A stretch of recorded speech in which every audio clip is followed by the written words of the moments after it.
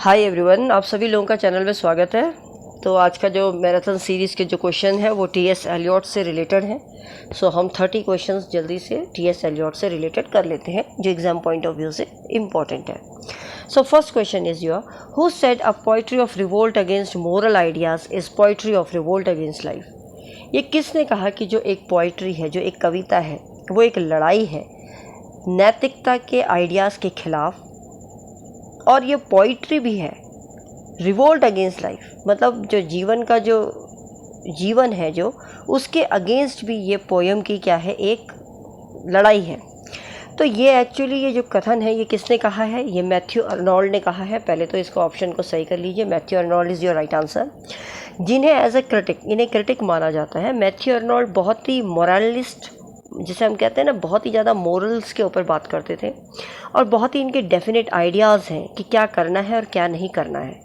इन्हें ये और कहा जाता है कि मैथ्यू अर्नोल्ड सबसे पहले मॉडर्न क्रिटिक हैं, जिनको कहा जाता है क्रिटिक्स क्रिटिक, मतलब क्रिटिकों के क्रिटिक हैं, आलोचना करने वालों के आलोचना करने वाले हैं। तो इनका जो पर्पज़ है वो लिटरेरी क्रिटिसिज्म ही है इनकी नज़र में। और देखा जाए तो ये ज़्यादा से ज़्यादा ये जानना चाहते हैं बेस्ट दैट नोन कि थॉट इन द वर्ल्ड, कि संसार में क्या विचार आने चाहिए और किस तरीके से इनको टर्न करना चाहिए जानने के लिए, जिससे कि ये एक करेंट ट्रू फ्रेश आइडिया दे सकें।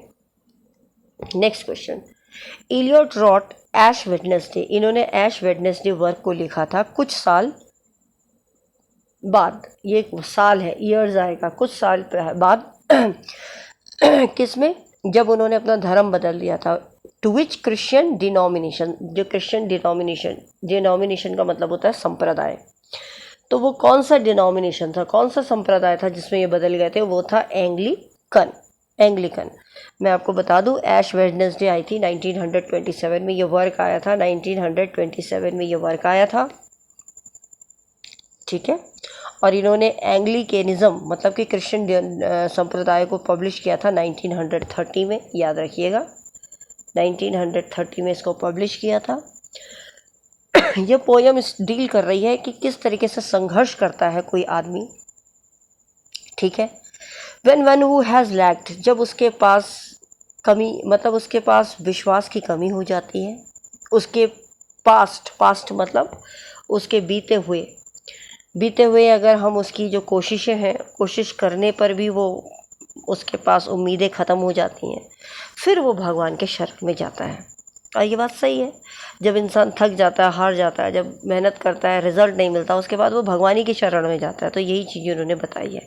तो ये जो ऐश वेडनेसडे है, ये ऐसी पोयम है जो डिफ़िकल्टी को बताती है धार्मिक विश्वास के ऊपर, और इसको कंसर्न करती है एक व्यक्तिगत अभिवादन से किसी भी इंसान के, कि किसी भी एज में जो कि अनसर्टेन है। ऐसा नहीं है कि इस एज में जाके इंसान करेगा, वो कभी भी हो सकता है, परिस्थितियाँ कभी भी किसी भी इंसान के साथ कभी भी ऐसी आ सकती हैं कि उसका विश्वास खो जाए, फिर वो भगवान की शरण में चला जाए।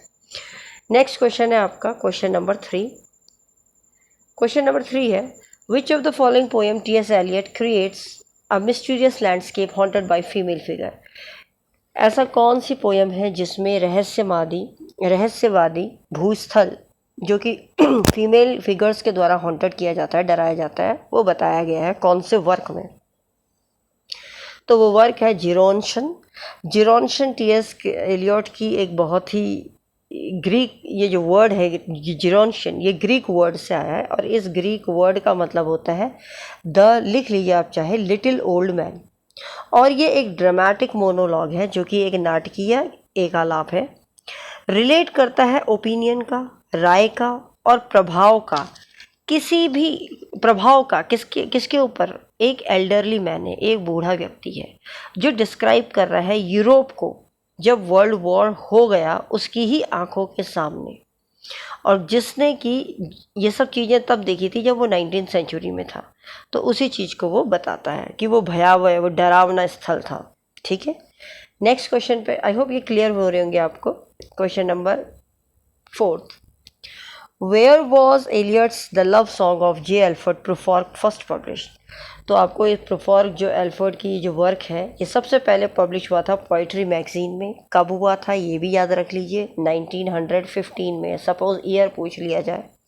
और कौन सी किताब में लिखा था, किस फॉर्म में लिखा था, तो वो प्रोफॉर्क एंड अदर ऑब्जर्वेशन में, जो कि ये दे रखा है, ये बुक का फॉर्म था, ठीक है। और ये लिखा था इन्होंने 1917 में।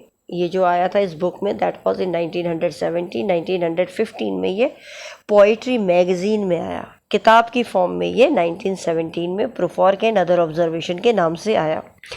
जे एल्फ्रेड प्रोफॉर्क एक फिक्शनल कैरेक्टर है यहाँ पर, जो कि काल्पनिक कैरेक्टर है, और ये इंडिसिसिव है, मतलब एक ये मिडिल एज के आदमी है और ये डिसीजन नहीं ले पा रहे हैं, निर्णय नहीं ले पा रहे हैं। इन हुज वॉइस, किसकी आवाज़ पे, Anglo American poet TS. Eliot ने ये लिखा है ड्रामेटिक मोनोलॉग, और एक्सप्रेस कर रहे हैं अपनी फीलिंग को कि he has lost youth and happiness, कि इन्होंने जवानी भी खो दी और खुशियाँ भी खो दी। आई बात समझ में? चलिए नेक्स्ट क्वेश्चन पे चलते हैं, फिफ्थ क्वेश्चन पे। फिफ्थ क्वेश्चन है, Who among the following has said poetry is organization rather than inspiration? किसने कहा कि पोइट्री तो एक संगठन है बजाय कोई एक प्रेरणा के? तो यस, ये बात कही गई थी टी.एस. एलियट के द्वारा।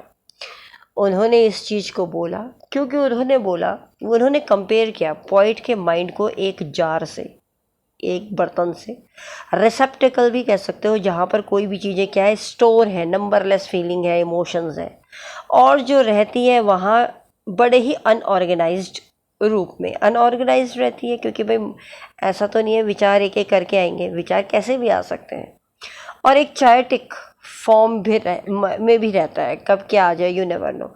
तो जितने भी पार्टिकल्स जो यहाँ यूनाइट होते हैं वो एक नया कंपाउंड बनाते हैं ब्रेन में, और उसको उन्होंने कहा कि वो प्रेजेंट टुगेदर, वो जाके आज की बात करता है।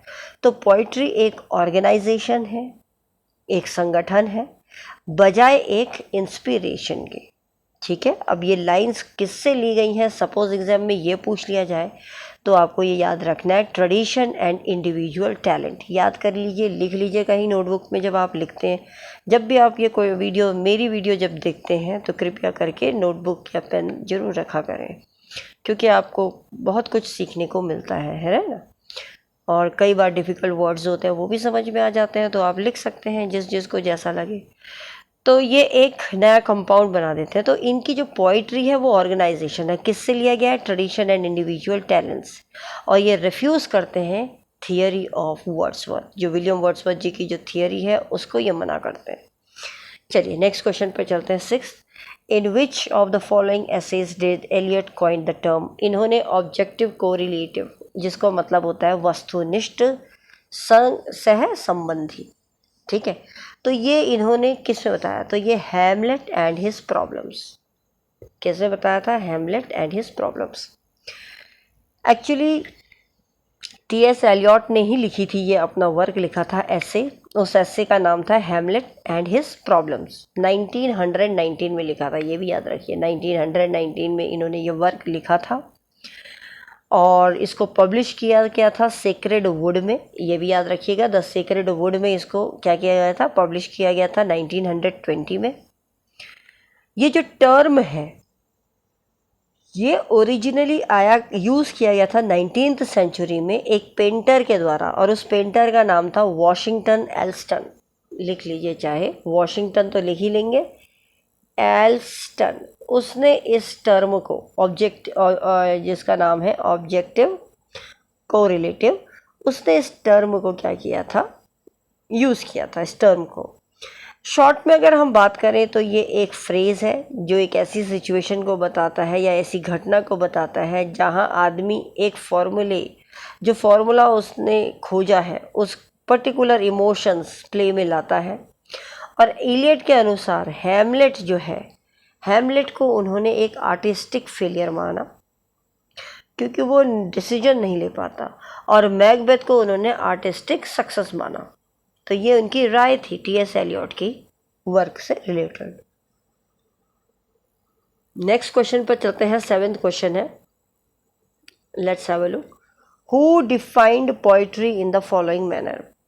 पोइट्री को किसने फॉलोइंग मैनर में डिफाइन किया? That poetry is not turning loose of emotion but an escape from emotion. It is not the expression of personality but an escape from personality. किसने कहा कि पोइट्री कोई इमोशन खोने वाली चीज़ नहीं है, लेकिन इमोशन से अलग है, हट जाती है, भाग जाती है. ये कोई एक एक्सप्रेशन नहीं है किसी भी व्यक्ति का, ये तो पर्सनैलिटी को ही क्या कर देती है, पर्सनैलिटी से भाग जाती है. तो ये जो अबाउट डेफिनेशन है टी.एस. एलियट ने अपने ऐसे ट्रेडिशन एंड इंडिविजुअल टैलेंट में इसकी बात करी है. तो ये टी.एस. एलियट का है. अगर सपोज वर्क पूछ लिया जाए तो लिख लीजिए tradition and individual talent. Tradition and individual talent ये आया था 1919 में. यहाँ एलियट जी बताते हैं कि पोइट बहुत ही ज़्यादा कॉन्शियसली क्या कर जाता है, एस्केप कर जाता है अपने पर्सनल एक्सपीरियंसेस से, अपने भावनाओं से, अपने विश्वास से. और ये जो प्रोसेस है पोइटिक क्रिएशन का, ये जो इमोशन का और जो जुनून का पोइट का, ये एक डीपर्सनलाइज्ड हो जाता है. And he must be impersonal और ऑब्जेक्टिव एज अ साइंटिस्ट. उसे साइंटिस्ट की तरफ ध्यान, जैसे साइंटिस्ट खोज करता है, रिसर्च, उसी प्रकार से उसको करना पड़ता है. There should be an extension of poet's personality. वो कहते हैं कि यहाँ पर पोइट की जो पर्सनैलिटी है उसका बिल्कुल विचित्र वर्णन होना चाहिए. टी.एस. एलियट ने कहा. Question number 8.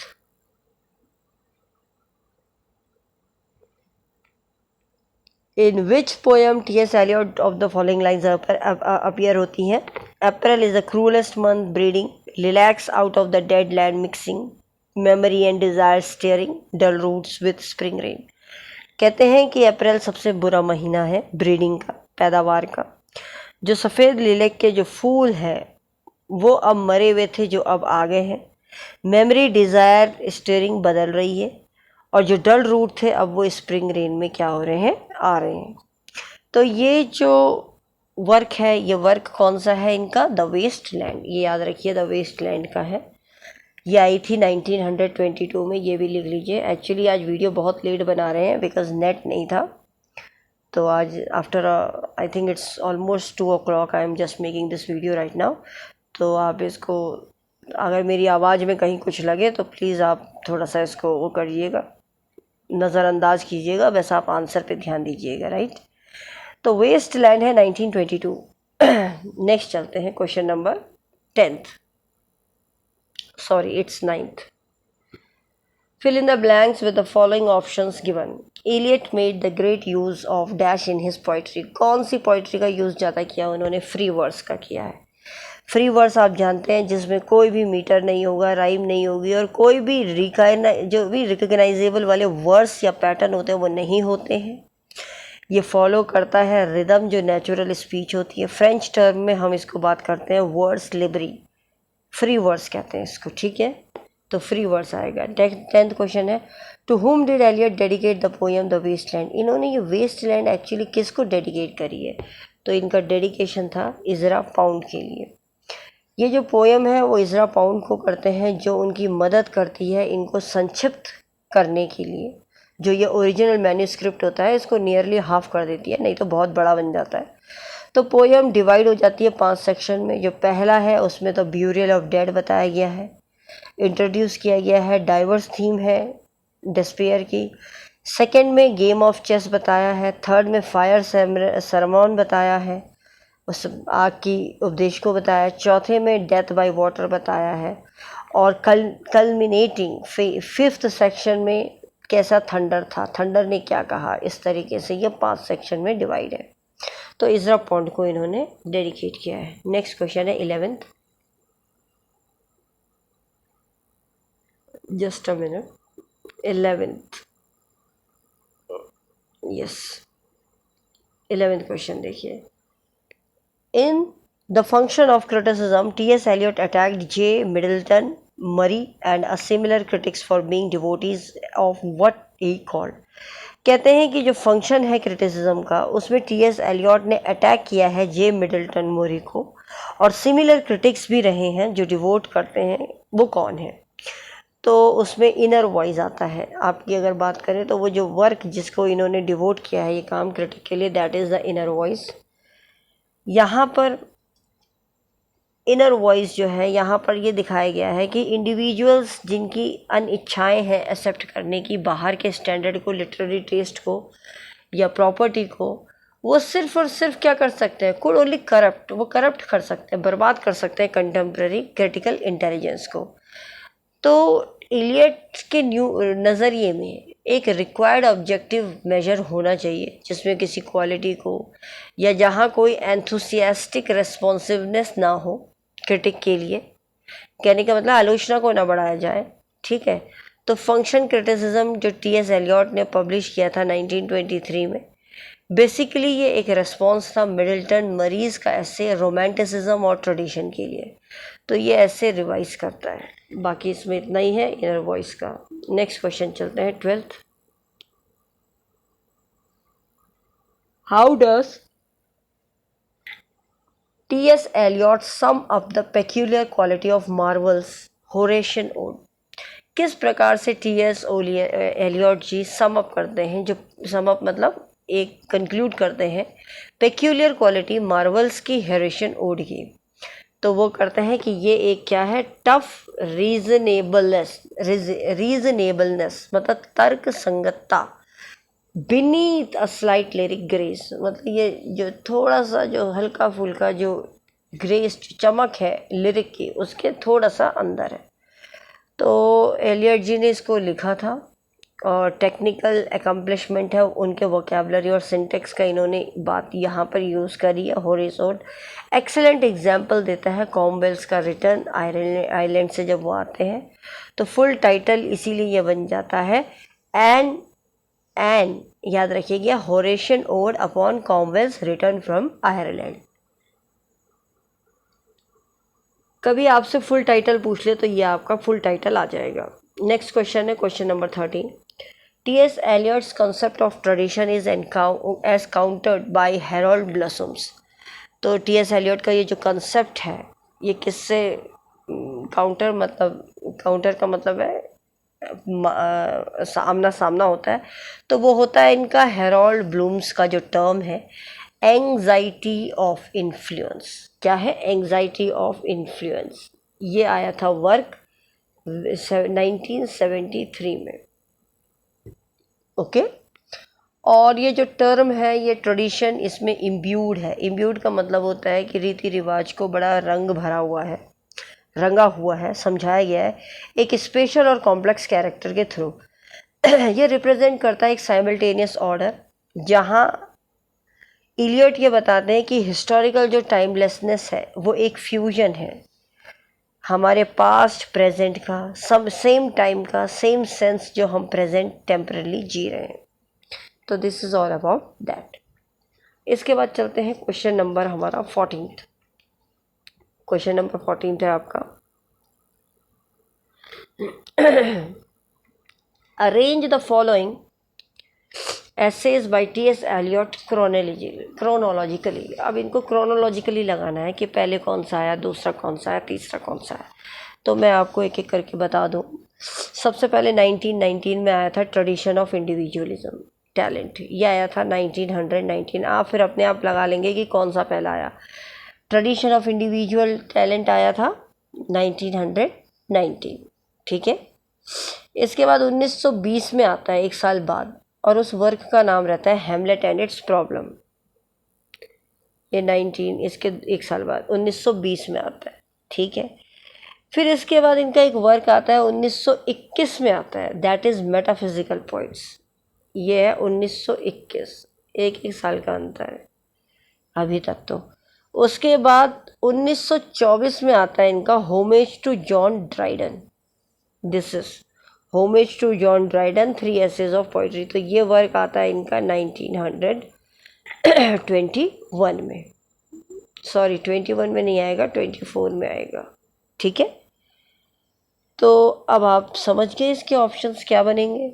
अब तो आपको पता गया, पहले 19 वाला, फिर 20 वाला, फिर 21 वाला, फिर 24 वाला। तो आपके जो ऑप्शन सही बन के आ रहे हैं वो ऑप्शन है आपका बी, ठीक है। चलिए नेक्स्ट चलते हैं क्वेश्चन नंबर 15 पे। The poets mind is in is in fact a receptacle for seeking and storing up numberless feeling, phrases, images, which remain there until all the particles which can unite to form a new compound are present together. These lines are from it. कहते हैं कि जो poet का जो दिमाग है वो तो एक रिसेप्टिकल है, मतलब रिसीव करने वाली एक इंद्री है जो स्टोर करती है, नंबरलेस फीलिंग्स होती हैं, फ्रेजेस होते हैं, इमेजेस होती हैं, और उसके दिमाग में वो पार्टिकल्स एक तरीके से ऐसे मिल जाते हैं, जुड़ जाते हैं, जिससे कि वो एक नया कंपाउंड बना लेते हैं और वो प्रेजेंट करते हैं एक साथ। तो ये लाइन जो है ये है ट्रेडिशन एंड इंडिविजुअल टैलेंट की। तो यही वर्क है टी.एस. एलियट का, ट्रेडिशन एंड इंडिविजुअल टैलेंट। ये आपको अभी मैंने ऊपर बता दिया ये कब आया था, तो आप देख सकते हैं ऊपर। I will not discuss it again and again, आप देख लीजिएगा ऊपर। क्वेश्चन नंबर 16 है, Lewis new bearing in English poetry and revaluation show the strong influence of which poet और राइटर। किसका प्रभाव दिखता है? तो यहाँ पर टी.एस. एलियट का प्रभाव दिखता है। कैसे अभी बताते हैं। एक्चुअली ये जो पब्लिकेशन है एसेस का, इसमें न्यू बियरिंग्स एक इंग्लिश पोइट्री है, 1932 में आई थी, एंड रिवैल्यूएशन ये पूरा टाइटल ही था इसका। Tradition and development English poetry 1936 में आई थी। तो यहाँ इन्होंने कंसर्न किया है प्राइमरली कि री एग्जामिन कर रहे हैं पोइट्री को 17 से 20 सेंचुरीज के बीच में। तो this was accomplished under the, ये स्ट्रॉन्ग इन्फ्लुएंस था, किसका प्रभाव था जिसके अंडर ये हो रहा था? तो वो टी.एस. एलियट थे। So your answer comes T S. Eliot. Question number 17 पे चलते हैं। Which critic was the opinion that the greatness of literature cannot be judged solely by literary standards, though we must remember that whether it is literature or not can be determined only by literature standards. कहते हैं कि कौन से critic ने ये opinion दिया कि जो महानता है लिटरेचर की वो जज नहीं की जा सकती केवल लिटरेरी स्टैंडर्ड्स के ऊपर, दो ही भले ही वो रिमेंबर करे कि वेदर ये लिटरेचर है या नहीं, इसको डिटरमिन कर सकते हैं लिटरेरी स्टैंडर्ड से। तो एक्चुअली ये टी.एस. एलियट का ही कथन है और इसको इन्होंने बताया है, ठीक है। तो ये उनका एक कोट है जिसे हम कह सकते हैं, ये टी.एस. एलियट का कोट है, कोटेशन है, इसको कहेंगे हम टी.एस. एलियट का, ठीक है। नेक्स्ट क्वेश्चन पे चलते हैं। Question number 18, which poem by T.S. Eliot presents the thought of an old man in a dry month? एक बूढ़ा व्यक्ति ड्राई महीने में कौन सी पोयम है?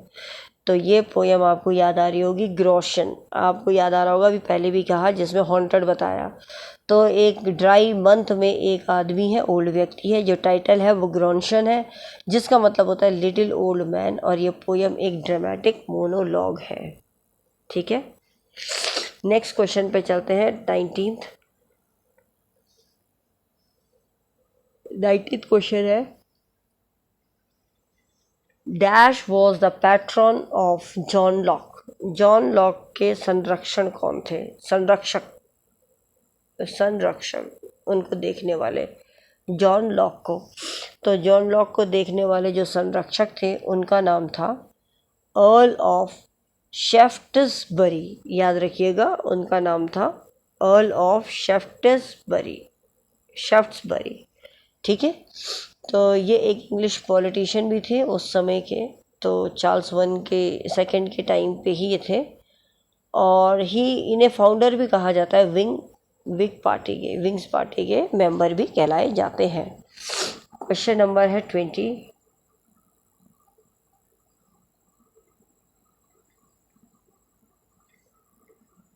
he who was living is now dead, we who were living are now dying with a little patience। कहते हैं कि ये किसका कथन है? पहले आप ये समझ लीजिए कि he who was living is now dead, जो पहले जो अभी जी रहा था वो अब मर गया है।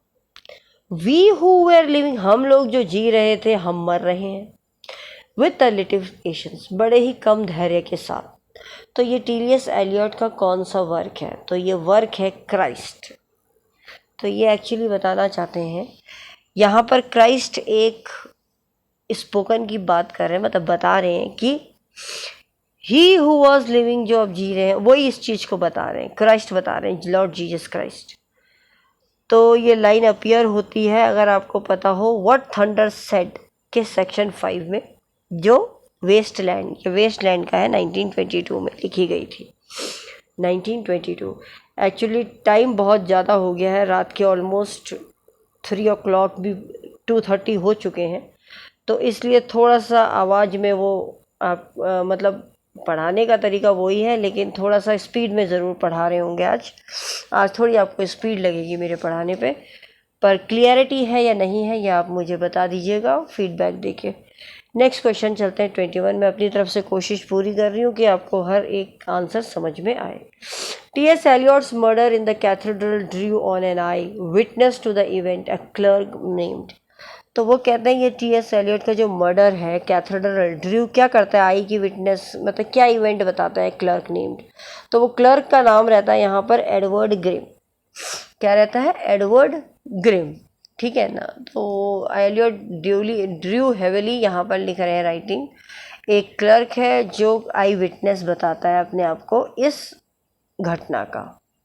किस घटने का, कि कैथेड्रल में क्या हो गया, मर्डर हो गया। कब हुआ था ये, कब लिखा गया था, ये परफॉर्म गया था 1935 में। किसके तहत, कौन सा राजा था, हेनरी सेकेंड, याद भी रखिएगा, हेनरी सेकेंड 1170 में। नाउ नेक्स्ट क्वेश्चन है question number 22। T.S. Eliot place, इनका एक फ्रेज है, dissociation of sensibility occurs in his essay entitled. कहते हैं कि डिसोसिएशन ऑफ सेंसिबिलिटी, तो पता होना चाहिए डिसोसिएशन ऑफ सेंसिबिलिटी क्या है, संवेदनशील की पृथक्करण, अलग होना। तो ये इन्होंने ये कौन से वर्क में बताया, तो इनका मेटाफिजिकल पॉइंट है, वहाँ इन्होंने इस चीज़ का जिक्र किया है कि जो टर्म डिसोसिएशन है, पृथक्करण है, वो संवेदनशील है, ठीक है। ये चीज़ उन्होंने वहाँ बताई है। और मेटाफिजिकल पॉइंट थे 191, इनका वो था टाइटल, मतलब ये मेटाफिजिकल पॉइंट्स का ग्रुप था, ठीक है। नेक्स्ट चलते हैं question number 23। What is the last section of the wasteland, wasteland का सबसे आखिरी सेक्शन कौन सा रहता है, तो वो रहता है व्हाट द थंडर सेड। आपको याद होने चाहिए, लिख लीजिए, क्योंकि इससे क्वेश्चन कई बार पूछ लिया गया है, तो मैं आपको बोल रही हूँ, आप लिख लीजिए तो आपको याद भी रहेगा। और आपको ये भी पता होना चाहिए ये वर्क है क्या, तो लिख लीजिए। जो वेस्टलैंड है ये एक लंबी पोयम है, T.S. एलियट के द्वारा लिखी गई है 1922 में, ठीक है। वेस्टलैंड, ये पोयम 5 पार्ट में डिवाइड है, जो डेडिकेट की जा रही है इजरा पॉन्ड के लिए। ये भी इम्पॉर्टेंट है, अभी क्वेश्चन भी आया था, जिन्होंने मदद करी थी इनकी कि इसको संक्षिप्त में लिख सकें ओरिजिनल मॉन्यूस्क्रिप्ट को, तो इतनी लंबी ना हो के ये छोटी हो जाएगी, थोड़ा कंसाइज हो जाएगी। तो इसमें जो फाइनल चैंट, जो अगर हम बात करें लास्ट लाइन, लास्ट लैंड की लास्ट बात, तो वो यही है what the thunder said, what the thunder said, thunder ने क्या कहा। और अगर हम फाइनल चैंट की बात करें तो शांति शांति शांति करके आता है।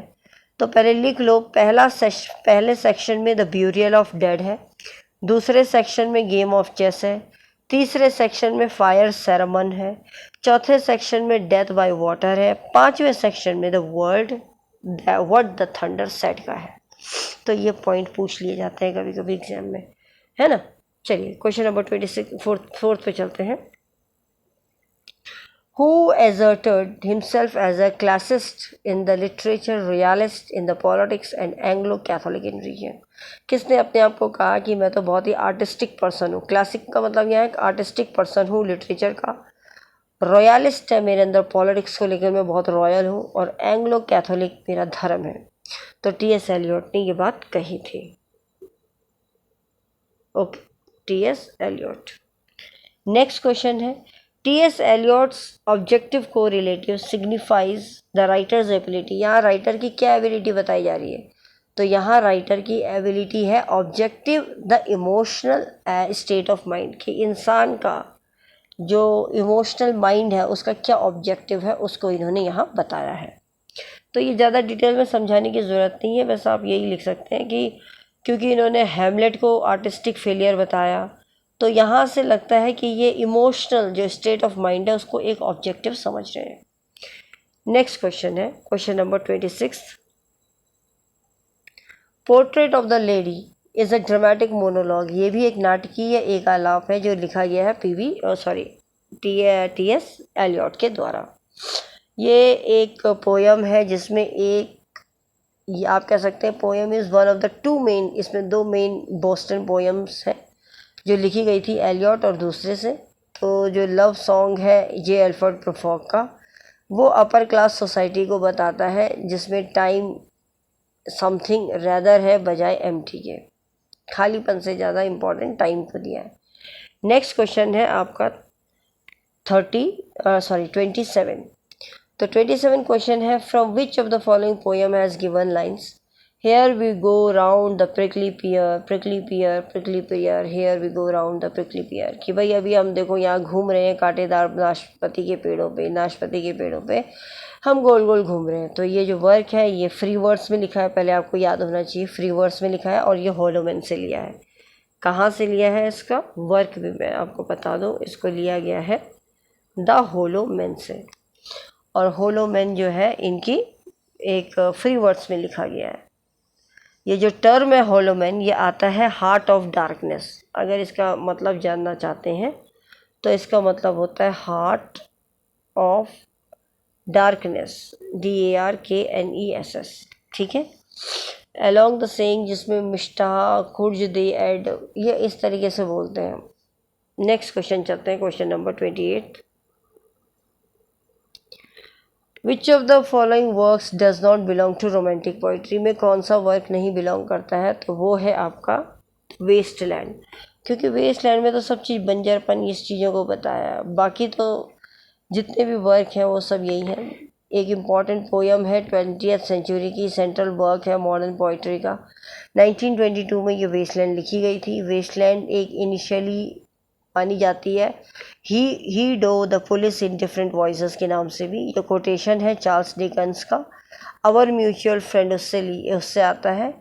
और ये एक तरीके से आप कह सकते हैं कि ये जो गेम चेस अपीयर इसमें दिखता है टाइटल में, तो ये पोयम रोमांटिक पोइट्री में नहीं आती है। नेक्स्ट है क्वेश्चन नंबर 29। क्वेश्चन नंबर 29 है I had seen birth and death. मैंने जन्म मरण दो तो देखा है, but had thought they way different, मतलब लगता था दोनों चीज़ अलग है। देयर बर्थ वॉज हार्ड, उनका जो जन्म था वो मुश्किल था, एंड बिटर एगोनी, और कड़वा पीड़ादार भी था हमारे लिए, जिस प्रकार से डेथ होती है या डेथ होती है। ये अब लाइन ली गई है जर्नी ऑफ मैगी से। कहाँ से ली गई है, journey of Maggi.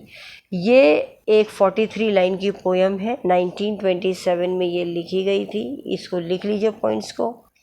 T.S. Elliott के द्वारा 1885 से 1965 के पीरियड के बीच में 5 पोएम्स का यहाँ पर एलियट ने कंट्रीब्यूट किया है, और 38 पैम्फलेट्स इन्होंने सेवरल ऑथर्स के नाम पे इस बांटे हैं। तो this is the right answer. Moving on to the last question, that is your 30th question. April is the cruellest month, who wrote this line. किसने ये लाइन लिखी कि अप्रैल तो भाई सबसे क्रूलेस्ट है महीना है, तो उसको इन्होंने आपके T.S. एलियट ने लिखी है। और इसमें ये बताते हैं कि जो ब्यूरल है डेड पोएम का वेस्टलैंड का, ये T.S. एलियट के द्वारा कंपेनिड है। यहाँ पर एलियट प्रेजेंट कर रहे हैं आयरनिक कॉन्ट्रास्ट को, विरोधाभास को। द एटीट्यूड जो है वो एक्सप्रेस किया जा रहा है स्प्रिंग और विंटर की तरफ ओपनिंग लाइन्स में, ब्यूरल एंड द डेड में। ये एक रिवर्स है नॉर्मल एटीट्यूड का, तो इसलिए इसका जो आंसर आएगा वो आएगा आपका T.S. एलियट। आई होप आपको ये वीडियो समझ में आई होगी। प्लीज़ लाइक शेयर ज़रूर कीजिए। बहुत लेट हो चुका है, इट्स ऑलमोस्ट 3 o'clock, इसलिए I am winding up the class, है ना। वीडियो को मैं वाइंड कर रही हूँ। आपको, मुझे उम्मीद है कि आपको ये समझ में आई होगी वीडियो, सब समझ में आएंगे आंसर्स। आप ज़रूर शेयर लाइक कीजिए। Thanks for watching it. Till then bye, take care and good luck for your preparation.